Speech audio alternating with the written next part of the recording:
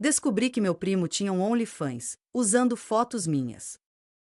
Tudo começou num sábado à noite, do nada, enquanto eu arrumava meu quarto com um coque frouxo na cabeça e minha playlist de sofrência tocando no talo. Meu celular apitou com uma mensagem no Instagram de um perfil desconhecido. Até aí, tudo bem, não é incomum receber uns directs aleatórios, mas o conteúdo foi que me fez travar. Amei o seu conteúdo. Você é muito natural. Tem algo de exclusivo para mandar hoje? Eu fiquei olhando para aquilo tentando entender. Conteúdo? Exclusivo? Achei que tinham me confundido com alguma influenciadora ou sei lá. Respondi educadamente dizendo que talvez a pessoa tivesse se enganado. E a criatura teve a audácia de me mandar um link e escrever. Claro que não me enganei. Você é @deliciasecreta82. Quando cliquei, achando que era só mais um perfil fake me marcando em coisa esquisita, dei de cara com a desgraça, um perfil no OnlyFans.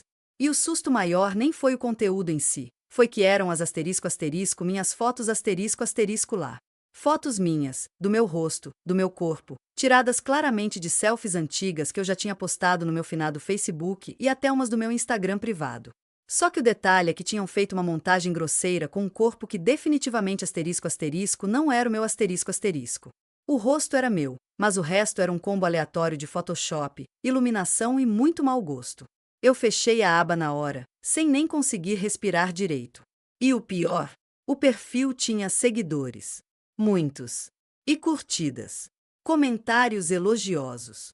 Tinha até pedido de pack personalizado. Foi aí que o desespero me bateu com força. Alguém estava se passando por mim.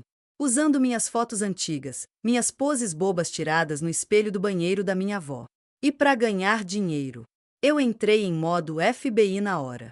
Passei horas naquele perfil, analisando cada postagem, cada legenda, tentando entender de onde tinham tirado as fotos, até me deparar com uma postagem onde a pessoa agradecia o apoio e dizia: meu primo que tirou essas fotos, ele sabe realçar meu melhor ângulo.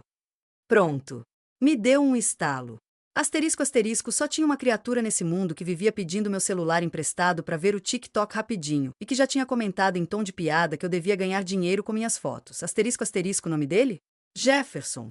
Meu primo de segundo grau, aquele que morava do outro lado da cidade, mas que vinha todo feriado para minha casa comer lasanha da minha mãe e dormir no colchão inflável da sala. Jefferson, o primo zoeiro, o que tudo é meme, o que só quer dar risada. Pois bem, naquele sábado à noite, o Jefferson deixou de ser só o primo chato para virar o suspeito número 1 de um crime digital envolvendo meu rosto. E acredite, isso foi só o começo da bagunça que ele armou. Porque o buraco era muito mais fundo que eu imaginava. No dia seguinte, acordei parecendo que tinha tomado uma surra da realidade. Eu já tinha quase certeza de que o responsável por aquele OnlyFans fajuto era o Jefferson, mas precisava de provas. E não só para eu mesma me convencer, mas porque eu sabia que ninguém ia acreditar se eu simplesmente apontasse o dedo pro primo engraçadinho que vive postando meme no status do WhatsApp. O Jefferson era aquele tipo de parente que todo mundo acha inofensivo. Ele passava a imagem de bobão, meio desligado, que só quer saber de jogo, piada ruim e cortar a carne no churrasco.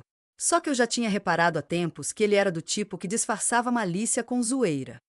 Ele vivia perguntando coisas que me deixavam desconfortável, tipo: você já pensou em vender pezinho? Ou você já viu quanto a galera ganha no OnlyFans? Até gente feia tá ganhando grana. Eu sempre ria sem graça e mudava de assunto, mas agora tudo fazia sentido. Então montei meu plano. Minha mãe já tinha falado que no próximo fim de semana ia ter um churrasco de família na casa da tia Nilda, e Jefferson ia estar lá, óbvio. Decidi que seria o momento ideal para sondar e ver se eu pegava ele no pulo. Fui pro churrasco com o celular carregado, meu olhar investigativo ativado e a paciência de um monge. Chegando lá, ele estava igual sempre, bermuda de tactel, camiseta do Naruto e o boné virado para trás, fazendo graça com as crianças e pedindo carne mal passada. Me aproximei na maior calma e comecei a jogar verde. Tô pensando em fazer uma renda extra, sabe? Mas sei lá, vender foto de pé parece meio doido, né? E ele, na hora, arregalou o olho, sorriu torto e soltou: rapaz, se você for para esse lado, vai ficar rica. Tu tem jeito para essas coisas, só precisa de alguém para te ajudar com edição e divulgação, tipo um agente. Agente, minha filha. O cara se ofereceu para gerenciar o que ele já estava fazendo nas minhas costas. Eu mordi o lábio para não voar no pescoço dele ali na frente da churrasqueira. Continuei fingindo inocência, puxei o celular como quem não quer nada e, enquanto ele ria e se empolgava contando os segredos do sucesso online, eu abri a câmera e gravei tudo. Cada palavra, cada risada, cada insinuação nojenta. Foi quando ele deixou escapar a frase que cravou o caixão: só não pode vazar que eu já tenho os perfis fake rodando por aí, porque senão dá ruim. Eu só balancei a cabeça e fingi que era tudo piada. Na volta para casa, quase enfiei o pé no acelerador de tanta raiva. Eu tinha as provas. O idiota tinha basicamente confessado que estava usando perfis falsos. E pela forma como ele falava, dava a entender que aquele não era o único. Talvez tivesse mais. Talvez não fosse só meu rosto. Mas aí já era especulação. O que eu sabia com certeza era que ele estava usando minhas fotos para ganhar dinheiro sujo, e pior, num site adulto. Aquilo não era só invasão de privacidade, era crime. E ele sabia disso, mas se fazia de bobo para continuar lucrando na surdina. Eu ainda não sabia exatamente o que fazer, mas uma coisa estava decidida: ele ia pagar por isso. A única dúvida era: eu ia na polícia ou dava o troco antes? Passei os 2 dias seguintes em estado de fúria silenciosa. Enquanto Jefferson devia estar rindo à toa, lucrando em cima do meu rosto montado em corpos que claramente não me pertenciam, eu virava noites montando o dossiê da desgraça. Imprimi print, salvei link, anotei datas. Fiz mais cópias do que a CIA faria em um caso de espionagem. A ideia de ir direto na delegacia me rondava, mas uma parte de mim queria mais. Queria que ele sentisse a vergonha, o constrangimento, o terror de ser exposto. A justiça viria, claro, mas antes disso, eu queria saborear a queda. E foi nesse clima de tensão que a salvação veio da última pessoa que eu imaginava, minha prima Camila, irmã do próprio Jefferson. A Camila era toda certinha, fazia faculdade de direito, andava com aqueles fichários coloridos e falava difícil, sabe? Mas sempre foi na dela, meio apagada nos encontros de família. Só que quando soube que eu andava esquisita e comecei a soltar umas indiretas em grupo de WhatsApp, ela me chamou no privado. E eu, que já estava prestes a explodir, contei tudo. Tudinho. Mandei print, mandei áudio, mandei vídeo. Ela ficou em choque, mas ao invés de reagir como eu esperava, sei lá, passar pano pro irmão ou fingir demência, ela foi direta: a gente vai derrubar esse idiota. E foi aí que nasceu a operação #DerrubaJeff. Camila me explicou exatamente como devíamos proceder para garantir que ele não tivesse como sair pela tangente. A gente ia precisar reunir provas de que ele acessava os perfis fake, movimentava os pagamentos e, principalmente, provar que o conteúdo era mesmo meu, sem consentimento, obviamente. E como ele era burro demais para usar um navegador anônimo ou esconder os rastros, não ia ser difícil. O problema era como a gente ia acessar os dispositivos dele. Mais uma vez, o destino deu uma forcinha. A tia Nilda, mãe dele, postou no grupo da família que ia viajar no próximo fim de semana e perguntou se alguém podia dar uma passada na casa dela para ver o gato e conferir se a geladeira estava ligada. Eu quase gritei. Camila respondeu na mesma hora dizendo que ela podia cuidar, e pronto, a casa estaria liberada. E o melhor, Jefferson deixava o notebook e o tablet jogados por lá, achando que ninguém se metia nas coisas dele. No sábado seguinte, fui com a Camila na casa da tia. A gente entrou como 2 missionárias do FBI. Eu fui direto pro quarto do Jefferson, que era um caos de meias, embalagens de salgadinho e revistas de anime.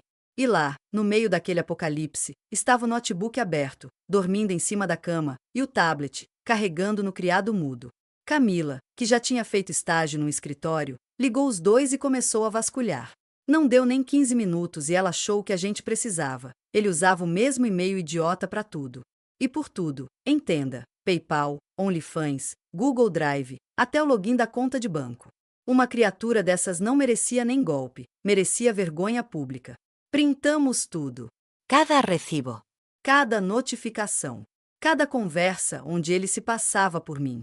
Ele usava até frases que eu falava, tipo: esse ângulo realça minha beleza natural e só aceito Pix adiantado. Tudo reciclado das legendas das minhas fotos de 2017. Eu saí daquela casa tremendo, mas com a alma lavada. Agora era oficial. Eu tinha todas as armas para acabar com a palhaçada do Jefferson. A questão era: eu ia acabar com ele só na delegacia ou também na frente da família inteira? Chegou o domingo. Almoço em família na casa da minha avó. Já era tradição: arroz soltinho, frango assado, cerveja quente pro tio Valdir e fofoca fresquinha circulando pela mesa como se fosse farofa. Eu e Camila trocamos olhares desde chegada, porque a tensão estava no ar. O Jefferson chegou atrasado, como sempre, com aquele jeito de quem acha que o mundo gira em torno do umbigo dele, todo sorridente e com a cara mais lavada do mundo. Sentou do nosso lado, pegou refrigerante, beliscou pastel, e ainda teve a audácia de comentar: "Vocês viram que até famosa anda vendendo conteúdo na internet? Dinheiro fácil, né?" Eu tive que fechar os olhos. Porque se eu olhasse direto para ele naquele momento, eu juro que pulava o prato e partia para a voadora. Mas respirei fundo. Porque eu tinha um plano. Quando todo mundo já estava no meio da sobremesa, aquela torta gelada de abacaxi que só vó faz, levantei calmamente e falei: "Gente, tem uma coisa importante para mostrar. Um negócio sério. É sobre um crime que está rolando na nossa própria família." O silêncio foi instantâneo. Até o tio Valdir largou o osso do frango. A tia Nilda já arregalou o olho, achando que era coisa com o marido. Mas antes que alguém falasse qualquer coisa, eu puxei meu celular e conectei na TV da sala com o Bluetooth. Apertei o play e... PH! Começou a passar o vídeo do churrasco, com Jefferson se entregando todinho, falando que já tinha perfis rodando com fotos de uma certa prima e que era só zoeira lucrativa. O povo congelou. E ele, coitado, ficou roxo, vermelho, branco e depois voltou pro roxo. Minha avó, que não entende nada de internet, perguntou alto: que é esse tal de OnlyFans?" E minha mãe, com cara de indignação, respondeu: "É coisa de gente pelada, mãe. Pelada." E ele estava usando a cara da sua neta. O caos se instaurou. A tia Nilda quase caiu da cadeira. A Camila aproveitou para distribuir os prints em papel mesmo, igual boletim escolar. Eu tinha feito um dossiê, lembra? Pois então. Cada um pegou uma folha com provas, transações, conversas, prints das páginas com meus olhos, meu cabelo, minha boca, tudo montado digitalmente. Até meu namorado, que até então só sabia de pedaços da história, levantou indignado: "Você usou foto da minha namorada para ganhar dinheiro online, seu doente." A mesa virou o tribunal. E o Jefferson? Bom, ele tentou rir. Disse que era só uma brincadeira de internet, que não imaginava que ia dar esse rebuliço todo, que todo mundo faz isso hoje em dia. Mas aí o meu pai levantou.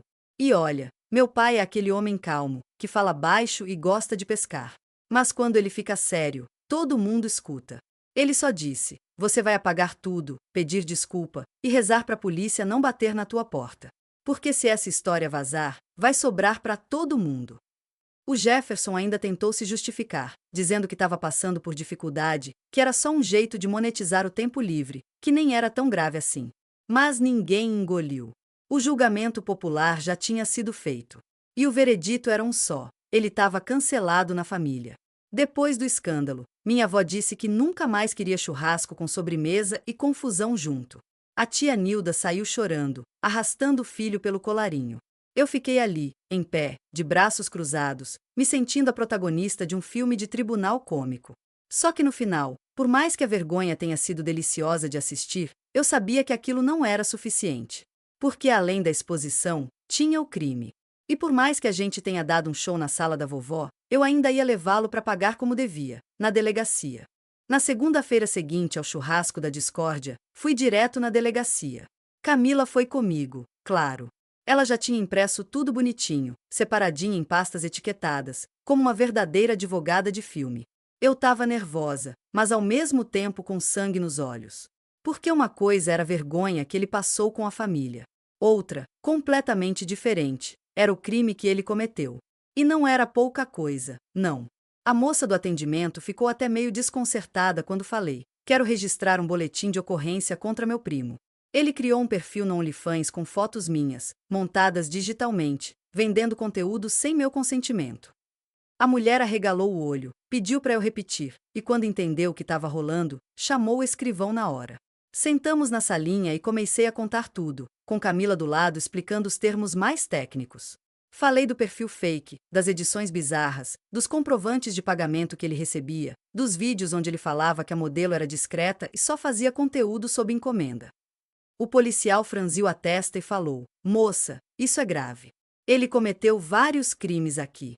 Falsidade ideológica, uso indevido de imagem, crime digital e até estelionato se for comprovado que ele enganou as pessoas se passando por outra pessoa." Eu fiquei em silêncio por uns segundos, só ouvindo aquela lista. Era tanta coisa que eu até esqueci da raiva e comecei a sentir foi pena. Mas passou rápido. Depois de registrar o BO, o policial disse que iam abrir inquérito e encaminhar para a delegacia especializada em crimes cibernéticos. E avisou que, dependendo do desenrolar, ele podia pegar pena sim. Não era só susto, não. Era caso de cadeia. A Camila, que já tinha feito estágio em um desses escritórios que lidam com processo de influencer, disse que dava até para pedir indenização, porque tinha prova do lucro que ele fez com minha imagem. Lucro esse que ele provavelmente torrou em skin de videogame ou sei lá, sushi delivery. O importante é que agora era oficial. O nome do Jefferson estava indo parar num boletim de ocorrência. E não era por ter quebrado o vaso da avó ou levado advertência no colégio. Era crime de internet mesmo. Gente grande. Nos dias seguintes, o grupo da família virou um deserto. Ninguém falava nada. A tia Nilda sumiu, parou de postar no Facebook. O tio Jurandir, que nem tinha nada a ver, apagou a conta do WhatsApp de tanta vergonha. Só quem ainda falava comigo era Camila e meu namorado, que começou a mandar meme dizendo que eu era a influencer mais processadora do pedaço. Eu até tentei rir, mas no fundo estava cansada. Porque a verdade é que ver sua imagem sendo usada sem permissão, com fins sexuais, é uma coisa que mexe fundo. Dá nojo. Dá raiva. Dá até medo. Vai que alguém reconhece, acha que é verdade, e começa a me abordar na rua? Vai que isso me prejudica no trabalho, na vida pessoal? O dano era muito maior do que parecia. Uma semana depois, recebo ligação da delegacia. Tinham chamado o Jefferson para depor. E ele foi. Foi lá, todo humilde, tentar se passar por coitado. Contou uma versão toda torta, disse que era só uma montagem, uma brincadeira, que nunca imaginou que fosse causar tanto, que estava numa fase ruim da vida, desempregado, desesperado, e só queria ganhar um dinheirinho. A delegada, pelo que fiquei sabendo, não engoliu uma vírgula. E ainda deu sermão daqueles. Saiu de lá como réu num processo criminal. E aí, meu bem, o OnlyFans dele caiu. O perfil foi denunciado por violação de direitos de imagem e foi suspenso. E ele perdeu tudo. Os seguidores, os ganhos, a carreira artística que ele achava que tinha. Mas mesmo assim, eu ainda sentia que não tinha acabado. Porque o mais doído nem era o crime em si, era a cara de pau. A traição. O fato de que foi alguém da família, alguém que cresceu comigo, que comeu do mesmo prato, que jogava Super Nintendo comigo na infância, e que agora estava ganhando grana usando meu rosto, o meu corpo falso, o meu nome em vão. E tudo isso, sem nem ter coragem de pedir desculpa. Uns dias depois do depoimento dele, a paz estava voltando aos poucos. O processo tinha sido encaminhado, os prints já estavam salvos em 18 backups diferentes e até a minha avó já tinha voltado a fazer torta gelada, mas agora só para as netas mulheres. Só que aí, como sempre, o Jefferson conseguiu se superar. Porque quando eu achei que ele ia sumir do mapa, manter o silêncio e refletir sobre os crimes, ele decidiu aparecer, com um pedido de desculpas público. Mas não foi assim qualquer pedido, não. Ele gravou um vídeo, com fundo musical de violino triste e uma camiseta escrito Paz e Luz, e postou no Instagram dele, que ainda estava ativo porque ele jurava que ia se lançar como criador de conteúdo emocional. Eu não tô inventando. No vídeo, ele dizia: quero pedir perdão a todos que se sentiram ofendidos, especialmente a minha querida prima, que eu sempre admirei como mulher, como guerreira e como inspiração. Nunca tive intenção de machucar. Só tentei sobreviver com criatividade num mundo difícil. Peço que orem por mim. Juro por tudo que é sagrado que ele teve a cara de pau de colocar uma montagem com fotos nossas na infância no final, tipo aqueles clipes de retrospectiva do Fantástico. E ainda colocou um versículo bíblico de legenda. Foi o auge da vergonha alheia. Eu estava assistindo com a Camila e a gente ficou em silêncio por um minuto, porque era tanta cafonice, tanta dissimulação, que a gente nem conseguia rir direito. Era mais um grito interno de desespero. O que ele não esperava era a reação do povo. Porque não demorou nem 2 horas para o vídeo ser printado, recortado, remixado e virar meme. A galera fez dublagem com voz de pato, remix com funk proibidão, até versão com voz do Google teve.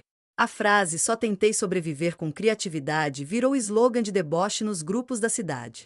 E a cereja do bolo, o pessoal do grupo do bairro, aquele mesmo onde ele divulgava os links do OnlyFans fake, compartilhou o vídeo com o título Artista Digital ou Criminoso Emocional. Foi o colapso da reputação pública dele. Mesmo quem estava fingindo que não sabia da história começou a comentar. A cidade inteira ficou sabendo. Gente da escola que eu nem lembrava mais veio me perguntar se era verdade. Meu chefe, que até então estava alheio a tudo, me chamou na sala para dizer que se eu quisesse tirar uns dias, ele entenderia. Eu agradeci, mas disse que não. Porque se alguém tinha que se esconder, não era eu. O pior é que, em vez de sumir, o Jefferson começou a fazer stories místicos. Postava foto de incenso, de cristal, de livro de autoajuda. Disse que estava em processo de cura, que errar é humano, que agora queria trabalhar com coaching motivacional para jovens empreendedores digitais. Eu queria rir, queria chorar, queria gritar. Mas só conseguia pensar: como pode uma pessoa não ter o menor senso de ridículo? Nem de responsabilidade? Ele ainda mandou mensagem para minha mãe, perguntando se podia marcar uma conversa de reconciliação familiar. Minha mãe, fina como sempre, respondeu: quando você resolver seus assuntos com a justiça, a gente conversa. Por enquanto, mantenha distância. Palmas para ela. E eu continuei indo atrás dos meus direitos. Com Camila do lado, a gente já estava preparando o processo cível para pedir indenização. Porque, além de tudo, ele lucrava com as assinaturas. Ele ainda tentou dizer que tinha usado inteligência artificial para gerar as imagens e que por isso tecnicamente não era minha imagem de verdade. Mas a justiça não é boba. Tem semelhança? Tem identidade? Tem intenção de enganar? Então é crime sim. E com a nova lei de crimes digitais, ele estava enroscado até o último fio de cabelo. Só que ainda faltava o grande final. Porque a cidade já sabia, a família estava dividida, o processo seguia firme. Mas o que eu não esperava era o convite que recebi dali a pouco. Um convite que, sem querer, colocaria o Jefferson numa situação ainda mais humilhante. E é aí que a história vai encerrar do jeitinho que a gente ama, com exposição pública, ironia do destino e, claro, mais vergonha alheia do que o necessário. Um belo dia, tô eu tomando meu cafezinho depois do almoço, ainda lidando com os e-mails do processo e com meu nome em 3 grupos de advogados que estavam me ajudando de graça, quando recebo um e-mail que parecia até pegadinha. Era de uma universidade local, me convidando para dar uma palestra sobre crimes digitais, exposição de imagem e autoestima em tempos de internet. Sim, eu, a vítima do OnlyFans fake do meu primo, sendo chamada para palestrar. E o mais doido, eles tinham me achado por causa da repercussão toda que a história teve online. Porque um dos vídeos com meu print viralizou no TikTok e virou caso de estudo em grupos de direito digital. Eu fiquei passada. Aceitei na hora. E adivinha quem era aluno dessa universidade? Pois é, Jefferson. Eu fui no evento com a minha melhor amiga Camila do lado, vestida toda de preto com um salto maravilhoso que fazia barulho no chão, só para causar impacto na entrada. Tinha uma fila para entrar no auditório. Tinha fila. E do lado de fora, tinha cartaz com meu nome e uma arte com fundo azul escuro e minha foto, de verdade, dessa vez, com o título Respeite a Imagem, como proteger sua identidade online. Eu estava me sentindo a própria celebridade. E não era à toa, o caso tinha se tornado referência regional. E sabe quem estava sentado na terceira fileira, com a cara mais amassada que pão de forma do dia anterior? Jefferson.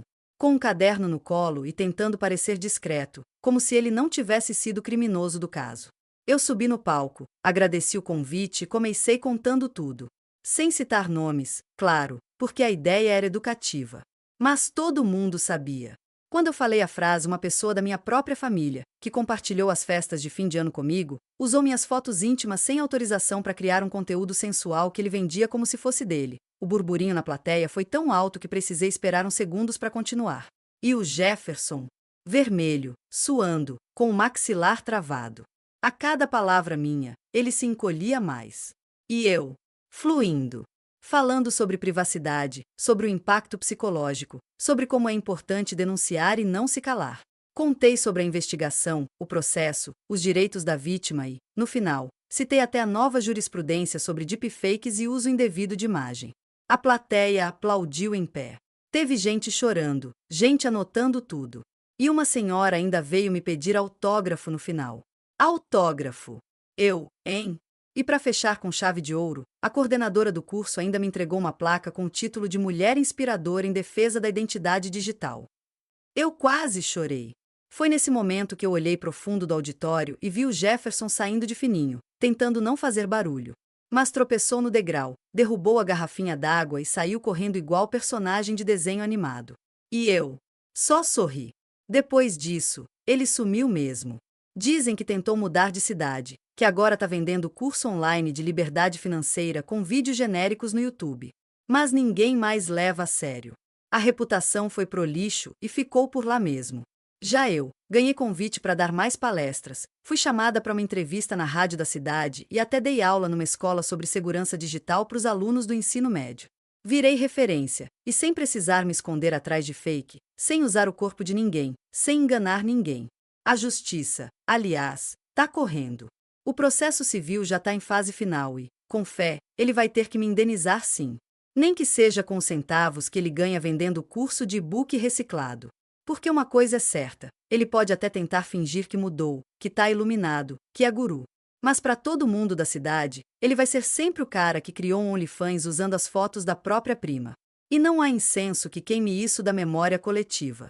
E eu, tô aqui, plena, com meu salto fazendo barulho de vitória em cada passo. Se inscreve e ativa o sininho para mais.